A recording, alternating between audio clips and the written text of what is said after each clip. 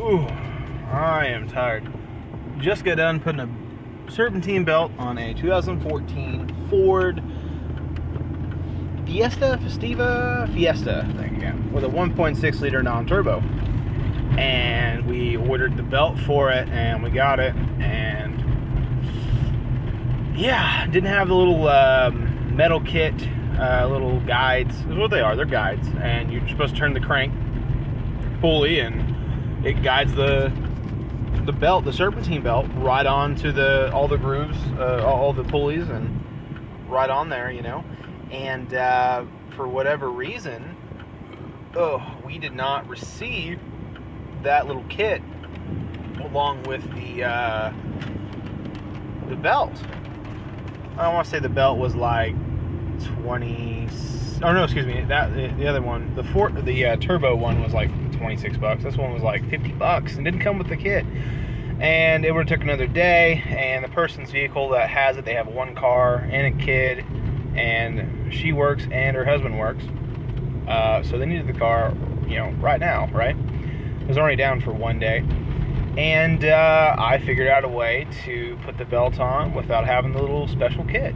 So suck it, Ford. I mean, I like Ford, but in this one case, suck it, Ford. Anyway, what I did, wish I had the customers around me. I wanted to do some filming, but couldn't at the time. But anyway, they were asking questions. And anyway, but what I did is there's two bolts on top of the alternator that go to a bracket, and then there's another bolt that it pivots on underneath, which is pretty normal for the most part, pretty standard.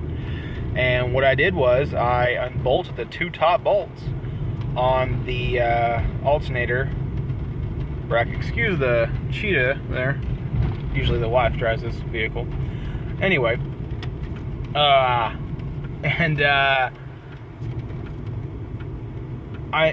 so unbolted the two top ones, pull the alternator all the way down, and you have to be careful though. There's one little one thing that you could mess up.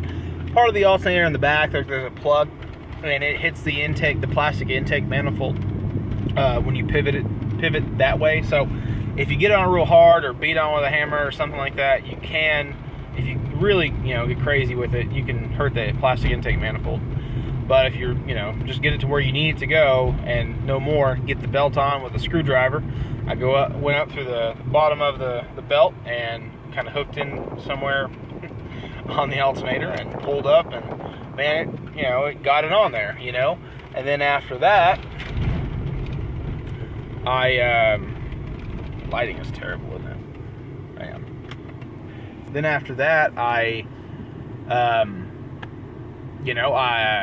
there was so much tension on the belt, I couldn't get to move. And then I'm like, all right, let's get a ratchet strap and put it on there. Be careful of the plastic timing cover, timing belt cover. And but I went over to the motor mount with one hook of the ratchet strap, went over to the alternator bracket with the other one, strapped it right to the freaking bracket, put the two bolts in it, tightened it up, took the strap off. And that part was incredibly easy. It worked very, very well. But in short, you do not need that stupid $25 bracket or $25 kit. You don't have to have it. And there's a way to put it on, otherwise. And another thing about that kit I saw on the internet, you have to get to the crank pulley, which is the very bottom. Well, and there's another little bracket you have to put on, a little guide to the block. So I don't really think it would have been a whole lot easier with the kit, to be honest. And it's, obviously, cheaper without it. So, yeah, I like thinking outside the box. And just a little tip for you guys, anyone that's in that process of doing that. But yeah, and good luck, because you're gonna get hurt and you're gonna get frustrated and you're gonna swear.